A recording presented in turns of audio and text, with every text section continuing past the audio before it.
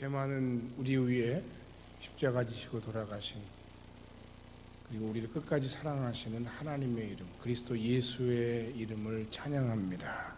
할렐루야. 우리 옆 사람과 함께 인사합시다.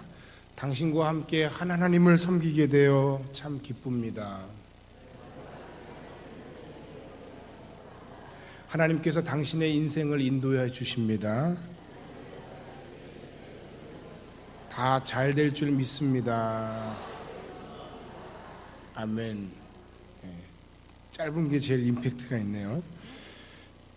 최근에 큰 흥행 돌풍을 일으킨 영화 중에 베테랑이라는 영화가 있습니다. 아직도 상영 중인 걸로 알고 있는데, 그런데 그 영화의 대사 중에 주인공인 형사 황정민 씨가 다른 동료 형사에게 하는 아주 결정적인 명대사 한 구절이 있습니다.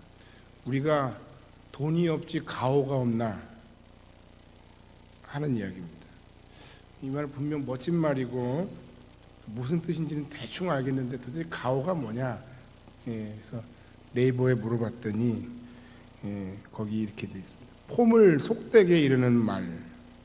그러니까 이 말은 우리가 좀 돈은 좀 없고 다른 건 좀 부족해도 적어도 최소한 경찰로서의 자존심은 좀 지키자, 뭐 이런 얘기입니다. 그래서 저는 이 말을 곰곰이 생각해 봤습니다.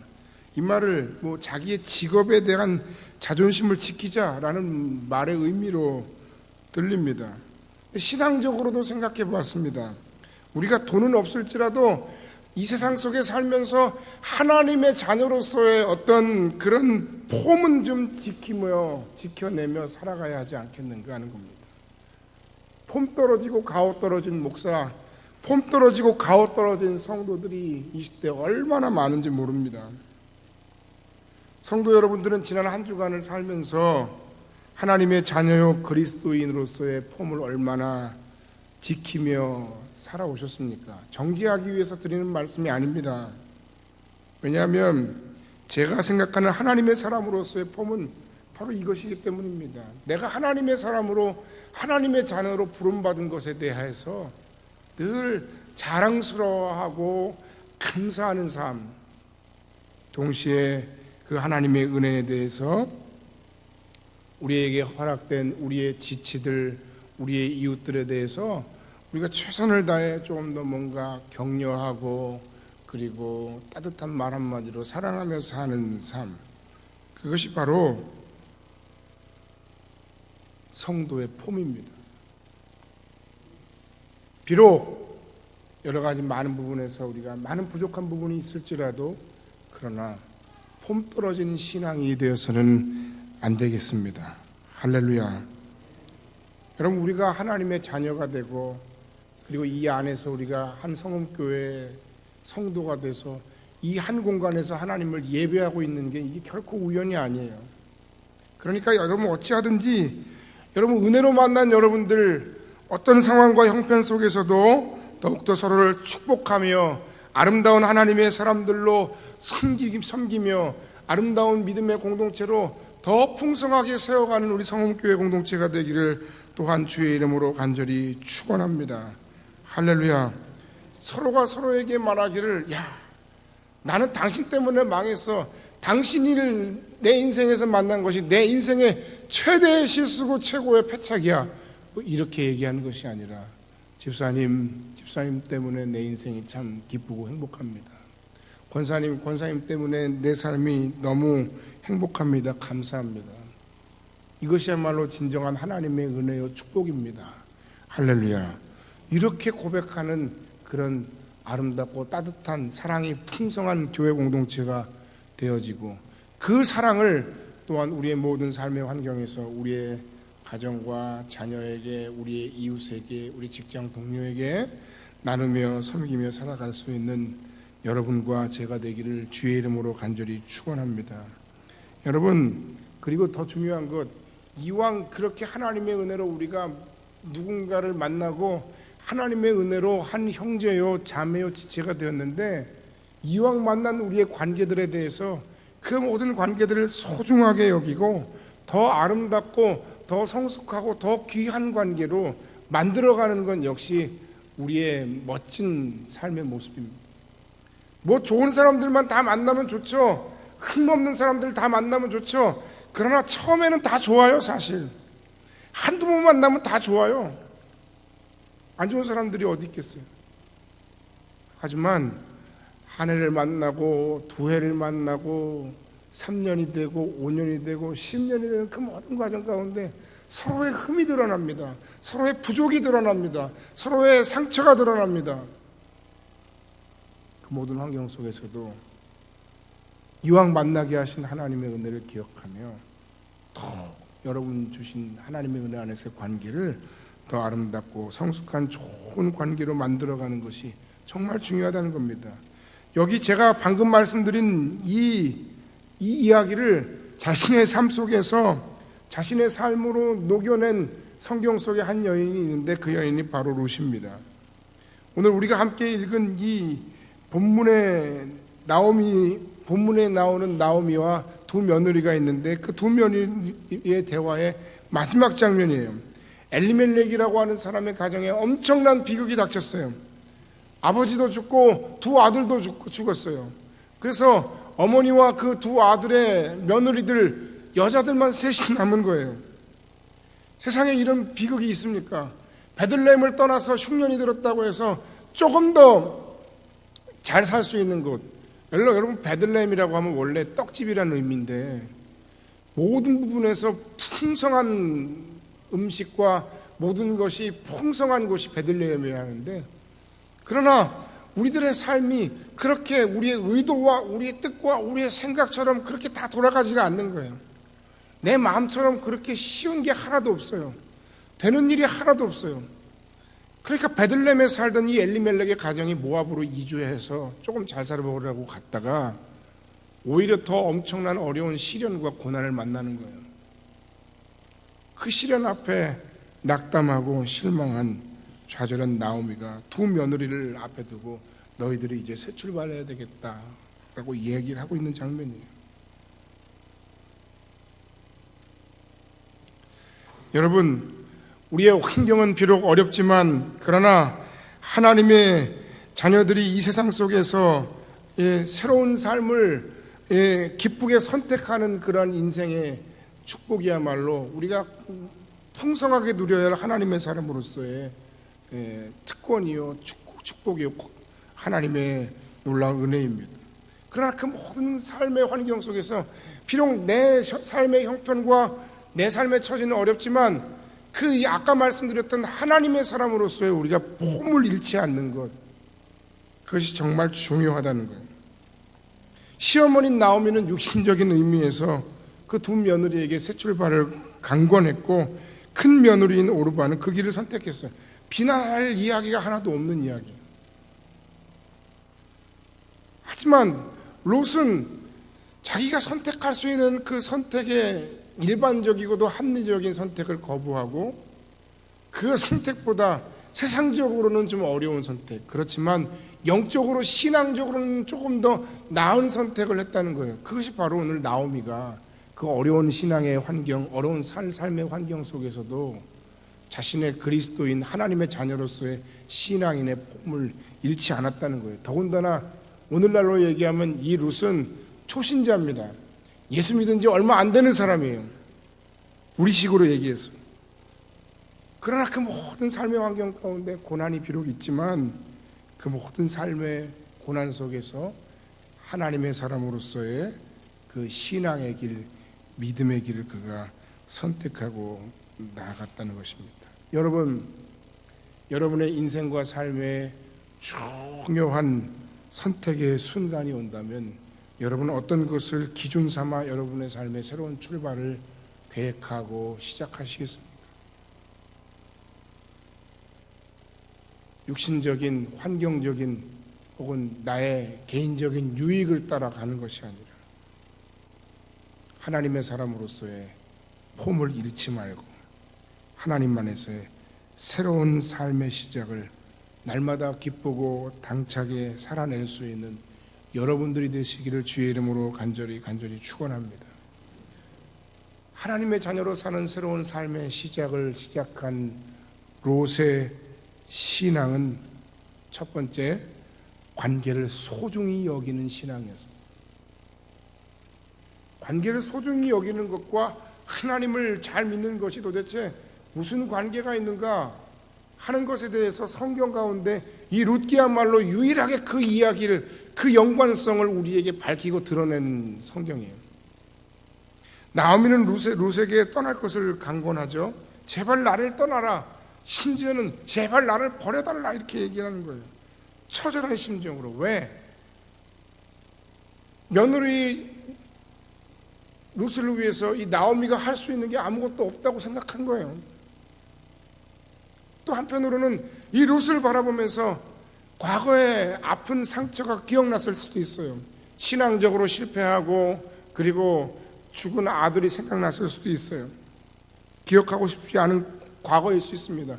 심지어 한 걸음 더 나아가면 다시 이 나오미가 베들레헴으로 돌아오려고 귀환하려고 계획하고 준비하고 있는데 이 나오미에게 있어서의 모압 여인, 이방 여인 룻은 어찌 보면 창피하며 신앙적인 수치일 수 있는 거예요. 결국 고향을 버리고 신앙을 버리고 모압으로 가더니 꼴 좋다, 잘 됐다 이런 이야기와 평가를 들을 수도 있는 어떤 상징적인 사람이 룻이라는 거예요. 룻의 입장에서도 베들레헴으로 돌아가는 것이 그렇게 만만한 상황이 아닙니다. 그러나 그럼에도 불구하고 이 룻은 나오미를 선택합니다. 나오미와 함께하는 것을 선택합니다. 자신에게 있는 현재의 작은 유익보다 사람과의 관계를 선택한 겁니다. 자신에게 닥칠 약간의 어떤 어려움과 고난에 대한 두려움보다 신앙을 선택한 겁니다. 조금이라도 이 룻이 계산할 줄 알았다면 이 룻은 나오미를 따라 베들레헴으로 돌아가지 않았을 겁니다. 사랑하는 여러분, 여기서 이 룻의 신앙이 보이고 여기서 이 룻의 성품이 보이는 겁니다. 여기서 이 룻의 인간성이 보이는 겁니다. 근데 이게 이 인간성, 이 성품, 이 신앙이 굉장히 중요하다는 거예요. 룻기를 흐르고 있는 아주 중요한 룻기의 어떤 핵심적인 정신 하나가 있는데 그게 뭐냐면 바로 헤세드라고 하는 정신이에요. 그 헤세드가 뭐냐면 바로 하나님의 성품이에요. 우리에 대해서 오래 참으시고 우리에 대해서 깊이 사랑하시는 그 하나님의 사랑의 정신이 바로 헤세드인데 그 하나님의 사랑의 정신을 누가 지금 나타내고 있어요? 룻이 지금 알고 그랬는지 모르고 그랬는지 모르지만 그 초신자인 룻이 어찌 보면 하나님의 성품을 따라서 하나님이 기뻐하시는 일을 하고 있다는 거예요. 자기 유익과 자기 기분을 따라 심지어 자기 혼자 살겠다고 사람을 버리고 환경을 버리고 또는 모든 그동안의 관계를 다 버리고 당신이 내가 알던 사람이 맞아? 난 당신을 모르는데 하고 세상 말로 안면을 완전히 몰수하는 그런 일들이 우리 삶에 우리의 인생 가운데 참 많이 있지 않습니까? 그러나 그것은 하나님의 성품도 아니요 하나님의 성품을 닮아 살아가기를 기뻐하는 하나님의 사람들의 성품도 아니라는 거예요. 그런 일들을 우리가 교회에서 우리가 심지어 행하고 그런 일들을 우리가 예수 믿는다고 하면서 세상 가운데 행하는 그런 모습들을 우리가 하고 있습니다.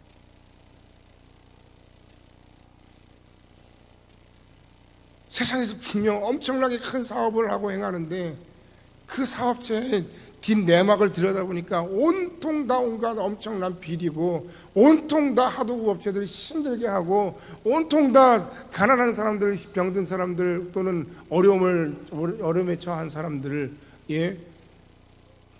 등쳐먹는 그게 그 회사의 회장이고 알고 봤더니 그게 어느 교회의 장로더라.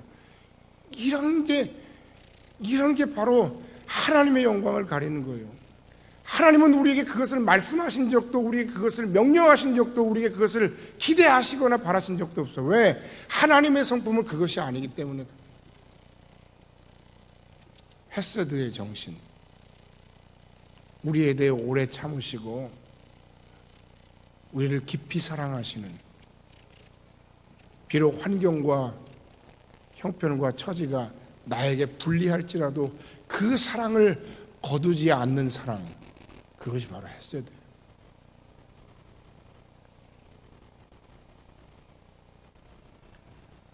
너무 분위기가 딱딱한데 어느 젊은 초보 운전자 주부가 운전면허를 딴 지 얼마 안 돼서 차를 끌고 나갔다가 사고가 났어요. 너무 당황해가지고 어떻게 해야 되나 막 하다가 자동차 콘솔 박스를 보험증서나 등록증 때문에 딱 열었더니 거기에 메모가 하나 딱 적혀 있는 거예요. 만에 하나 차에 무슨 일이 생기면 기억해요. 내가 사랑하는 건 당신이지 차가 아니라는 걸. 닭살 돋습니까? 남편의 따뜻한 사랑과 배려에 이 젊은 주부가 감격의 눈물을 쏟아냈다. 광야 수업이라는 책에 나온 이야기예요. 제가 지어낸 얘기가 아니라 아마 이런 마음으로만 살면 잘 살 거예요. 근데 만약에 그 상황에서 사고가 나서 당황해가지고 남편에게 전화를 딱 했더니 차가 얼마나 많이 부서졌어? 이러면 죽는 겁니다. 안 다쳤어도 아니고 차가 많이 부서졌어? 이렇게 얘기하면 강큰 남자죠. 노후는 보장해 드릴 수가 없습니다. 이사 갈 때 주소도 안 가르쳐주고 그냥 이사 가는 수가 있습니다. 우리도 모르게 우리의 별 생각 없이 했든 아니면 훈련이 되지 않아서 그랬든 우리도 모르게 이런 실수들을 참 많이 해요. 작은 부분에서부터 결정적인 순간에 이르기까지. 그러나 기억하세요. 하나님이 정말 우리에게 소중히 여기시고 우리에게 바라시는 바, 하나님이 정말 우리의 인생과 삶에 하나님의 자녀로 사는 새로운 삶의 시작점에 있는 우리를 향해 기대하고 바라시는 하나님의 성품은 하나님이 내게 주신 모든 크고 작은 관계들을 소중하게 여기는 거예요. 하나님은 그의 인생을, 그런 인생과 삶을 귀하게 여기시고 축복하십니다. 할렐루야. 바로 그게 룻기의 이야기예요. 그 룻기에서 우리는 그 부분을 읽어내지 않으면 룻기가 이게 뭐야, 이게 어떤 가정에 불행이 닥쳤는데 이방 여인이 오고 그리고 보아스를 만나서 누굴 낳고 살았다고? 그게 어쨌는데? 그냥 하나의 그냥 신변잡기적인 얘기처럼 들릴 수 있어요.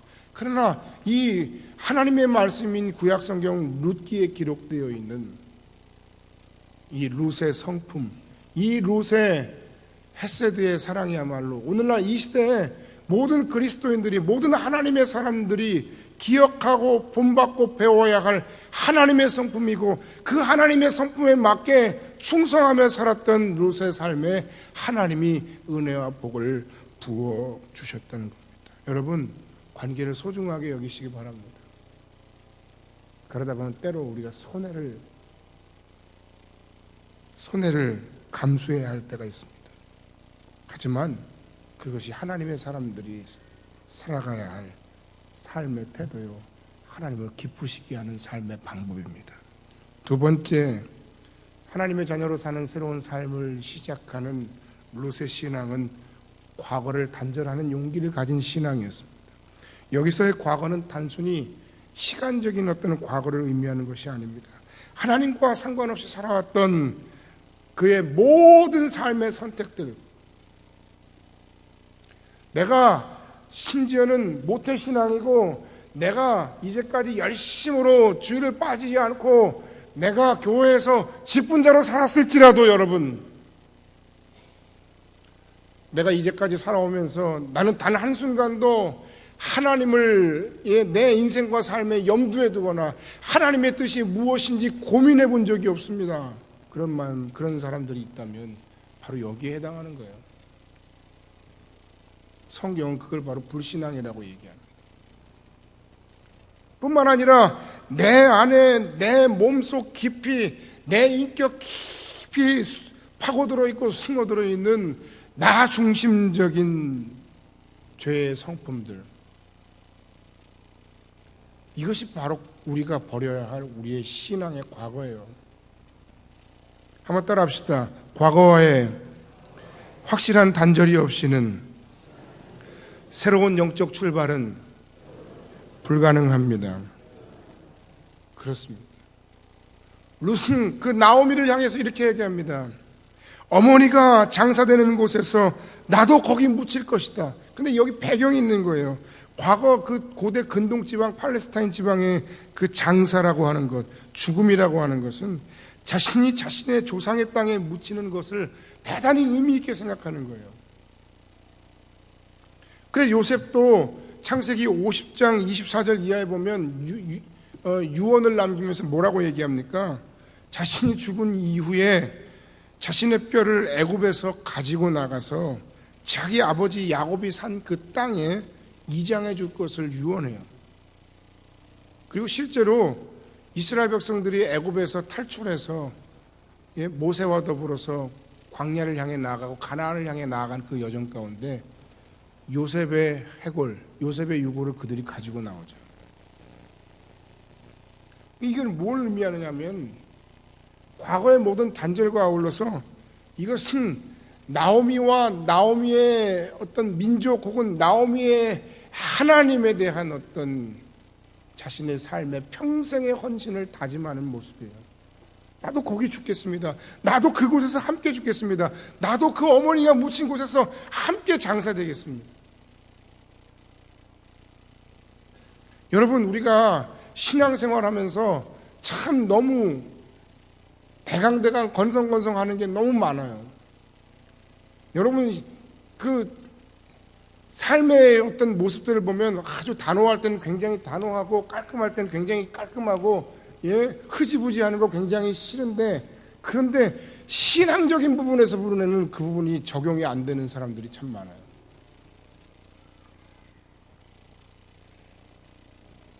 무당이나 점쟁이들이 예수를 처음 믿으면 어떤 일들이 벌어지느냐 하면 그들이 가지고 있던, 그들이 모시고 있던 어떤 신 또는 신적인 어떤 상징물, 어떤 그런 것들, 부적들,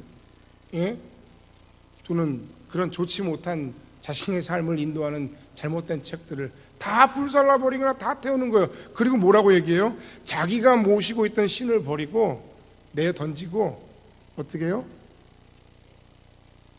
예수신, 예수의 영, 그걸 자기 마음에 받아들이는 거예요. 얼마나 선명해요. 어떻게 보면 무슨 말씀인지 아시겠어요? 요한복음 1장에 영접하는 자 곧 그 이름을 믿는 자들에게는 하나님의 자녀가 되는 권세를 주셨으니 라고 말씀할 때에 그 분명한 신앙적인 결단의 모습이 있다는 거예요. 내가 예수 믿은 지 5년이 되고 10년이 되고 심지어는 아까 말씀드린 대로 모태 신앙인데 난 한 번도 그런 일을 해본 적이 없는 거예요. 여러분들 한번 생각해 봅시다. 나는 내 과거의 모든 나의 인생과 삶에 내가 사랑하던 것, 내 인생과 삶의 우상들, 그 내 마음에 있는 모든 진정한 주권들을 다 내려놓고 버리고 과거를 단절하는 것이 우리의 신앙의 첫 번째 출발점이라는 걸 우리가 왜 알지 못하는지 모르겠습니다. 줄 베르네의 소설인 비밀의 섬이라는 책이 있는데 뜨거운 공기로 하늘을 나는 열기구를 빼앗아서 포로 수용소를 탈출하는 5명의 그 포로의 이야기. 바람을 타고 대양으로 날아올라서 바다 한복판에 섰는데 이 열기구가 자꾸 가라앉는 거예요. 그러니까 어떻게 해요? 처음에는 옷가지를 버립니다. 가지고 나왔던 어떤 책들을 버립니다. 신발도 버립니다. 무기도 버립니다. 근데도 자꾸 가라앉아서 철렁철렁 하는 파도가 보이기 시작하는 거예요. 어떻게 큰일 났다. 바다 한복판이에요. 어떻게 했을까요? 그 다음에 배고픈 게 낫다고 자신들이 생명처럼 여겼던 식료품과 그리고 물을 버립니다. 어차피 그거 버리면 죽을 텐데. 그래서 그만큼 절박했다는 거예요. 그래도 안 돼서 그들이 택한 마지막 방법이 무엇입니까? 그들이 타고 있던 그들의 열기구 바구니를 푸르기 시작합니다. 그리고 그 바구니를 버리고 그 줄을 자신의 몸에 묶어서 지탱했어요. 그러자 그 열기구가 확 다시 하늘로 솟아올랐습니다.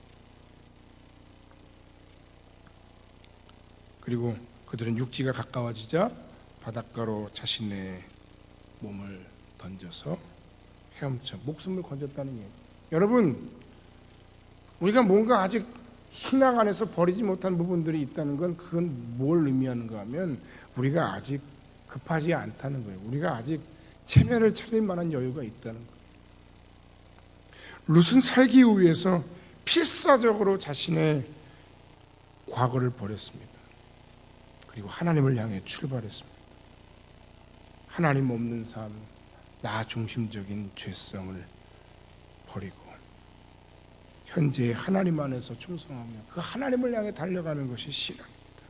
큰 믿음이 무엇입니까? 그것은 우리가 어떤 상황에서도 놓치지 말아야 할 신앙의 본질을 붙잡는 것입니다. 그 본질은 바로 살아계시는 하나님, 살아계셔서 나의 삶을 섭리하시고 이 세상을 주관하시는 역사하신 하나님을 의지하고 바라보며 나아가는 것입니다. 마지막 세 번째, 하나님의 자녀로 사는 새로운 삶의 시작점에선 룻의 신앙은 살아계신 하나님을 내 마음의 중심에 모시는 것이었습니다. 처음에요, 그 나오미가 계속해서 돌아가라 하니까 싫어요 하다가 나중에는 죽어도 싫어요, 죽어도 못 갑니다로 바뀌는 내용이 우리가 읽은 본문의 내용입니다. 어머니가 가라고 한다고 해서 갈 수 있는 상황이 아닌 거예요. 왜 그렇죠? 그 모든 엘리멜렉의 집안의 가정에 와서 그가 비록 정말 슬픈 불행한 인생의 삶을 살고는 있었지만 그 속에서 그녀 역시 살아계셔서 역사하시는 하나님의 존재를 인식하기 시작했고, 그래서 어머니를 향해, 어머니가 아무리 가라 그래도 나는 안 갑니다. 인간적으로도 내가 당신을 버릴 수 없지만 동시에 그 어머니의 하나님이 어머니의 하나님만 되는 것이 아니라 나의 하나님도 되십니다. 여러분, 신앙생활을 잘하다가 우리 환경이 너무 좋아지면 또는 우리의 환경이 또 너무 나빠지면 버리는 우선순위가 뭐예요? 다 버려도 신앙을 버리면 안 돼요. 근데 우리 가끔 거꾸로 할 때가 있어요. 아니라고요? 좀 많이 봤는데 남자가 여자를 만나니까 신앙을 버려요. 신앙 없는 여자를 만나서. 그럼 여자는 안 그런가요? 여자가 남자를 만나니까 신앙을 버려요. 신앙 없는 남자 때문에. 조건을 따라 걸어가다가 가장 쉬운 것, 또는 어려워지면 어려워지는 대로, 또는 좋으면 좋은 길을 택하느라 우리가 너무 손쉽게 신앙을 포기하고 버리는 일들이 많습니다. 왜 그렇습니까? 그 마음에, 우리의 마음의 중심에 예수 그리스도를 주로 고백하는 그런 진실한 신앙의 고백이 없었기 때문에 그렇습니다. 여러분, 지금 우리가 해야 할 일은 무엇입니까? 여러분이 어떤 인생과 삶의 고난을 겪고 만나든지 또는 여러분의 인생의 삶이 평탄하든지 간에 이미 우리가 하나님의 자녀로 살고 있거나 혹은 진정으로 내가 하나님의 자녀로 사는 새로운 삶의 시작을 소망하고 꿈꾼다면 우리는 오늘 초신자 룻이 우리에게 보여주고 있는 삶의 방식을 배워야 합니다. 어머니의 하나님이 나의 하나님이시고 그 하나님이 살아계신 나의 하나님이십니다 라고 고백할 수 있는 여러분의 진실한 신앙의 고백이 있는 아침이 되길 간절히 바랍니다. 때로 우리의 그 모든 길에 어려움이 있지만 그러나 인내하고 하나님을 바라보고 나아간다면 하나님의 자녀로 사는 새로운 삶의 시작 앞에서 진정한 신앙을 붙들고 그 신앙 안에서 내가 어떤 삶의 고난과 희생을 만날지라도 그것을 붙들고 나아간다면 하나님은 그들의 인생을, 그의 인생을, 그녀의 인생을, 당신의 인생을 책임져 주시고 축복해 주십니다. 할렐루야. 룻기가 왜 나왔다고요? 물론 하나님의 성품을 닮은 룻의 모습 속에서 우리가 은혜도 받습니다. 그렇지만 동시에 이 룻이 이방 여인이었음에도 불구하고 이런 아름다운 신랑의 삶 속에서 그의 인생과 삶이 보아스를 만나서 정말 행복한 삶을 살았다는 것보다 더 의미 있는 것은 무엇인가 하면 적어도 성경적으로 보면 이방인인 그녀의 이름이 예수님의 족보에 기록됐다는 사실입니다. 룻기의 말씀들이 바로 하나님의 사람으로서의 고난에도 불구하고 하나님의 사람으로서의 폼을 유지하고 믿음의 선택을 했던 그 인생과 삶에 임하신 하나님의 사랑, 하나님의 은혜, 하나님의 축복을 증명하는 책입니다. 결론의 말씀을 드리고 말씀을 마칩니다. 여러분 삶에 어떤 고민들이 있습니까? 과거를 지워버리고 싶을 만큼 여러분의 삶이 힘들고 어려운 일들로 가득합니까? 하나님의 자녀로 사는 새로운 삶을 시작하시기 바랍니다. 하나님 안에서 새롭게 출발하시길 바랍니다. 새신자 룻을 겸손히 생각하시길 바랍니다. 그 삶을 위해 당신이 지불해야 할 비용, 희생, 선택이 있습니다. 새로운 영적인 출발을 위해서 나 중심적인 하나님과 상관없었던 과거의 모든 불신앙을 버리시고 살아계신 하나님을 당신의 마음의 중심에 모시고 하나님 허락하신 내게 주어진 모든 관계들을 더 소중하게 하나님의 성품을 닮은 헤세드의 사랑으로 인애하며 더 사랑하며 섬기는 여러분의 인생과 삶이 되기를 주의 이름으로 간절히 축원합니다. 하나님은 살아계십니다. 여러분의 그 어떤 믿음의 선택에 하나님이 늘 함께 하시고 그 하나님의 손길이 임한다는 사실을 믿고 붙드셔서 하나님의 능력의 손이 여러분의 삶을 승리로 이끄는 그런 복된 인생과 삶이 되시기를 주님의 이름으로 간절히 축복합니다. 기도하겠습니다.